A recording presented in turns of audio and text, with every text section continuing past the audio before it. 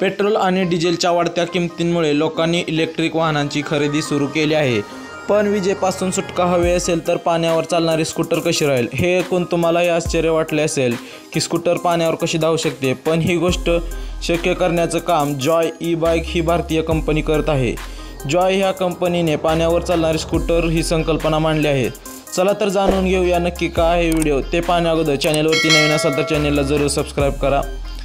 ही मूळ company वॉडविझार्ड hydrogen इंधन sale आणि इलेक्ट्रोलायझर तंत्रज्ञानावर काम करत आहे। या तंत्रज्ञानाअंतर्गत ही स्कूटर पाण्यावर चालते। भारतातील स्वच्छ गतिशीलतेमध्ये हायड्रोजन तंत्रज्ञान महत्त्वपूर्ण भूमिका बजावू शकते। त्यामुळे प्रदूषण टाळण्यास मदत होणार असून पर्यावरण वाचवणे सोपे होणार आहे।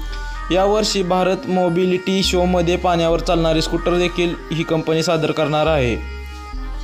ही स्कूटर डिस्टिल्ड वॉटर चालते। स्कूटरचे तंत्रज्ञान पाण्याचे रेणू तोडून त्यातून हायड्रोजनचे रेणू वेगळे करते।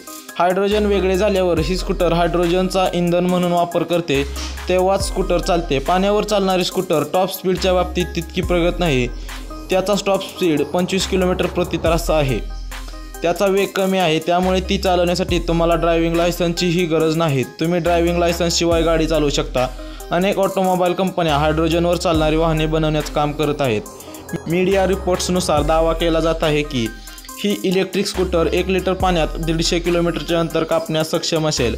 सध्या हा एक प्रोटोटाइप आहे, म्हणजेच ही स्कूटर अद्याप विक्रीसाठी उपलब्ध नाही। त्याच्या तंत्रज्ञानावर काम अजूनही सुरू आहे। जेव्हा कंपनी आपले उत्पादन मॉडेल विकसित करण्यात यशस्वी होईल तेव्हाच त्याची ओळख सर्वसामान्यांना होऊ शकते। तुम्हाला ही पाण्यावर चालणारी स्कूटरची कल्पना कशी वाटली ती कमेंट बॉक्समध्ये तुम्ही कळवू शकता।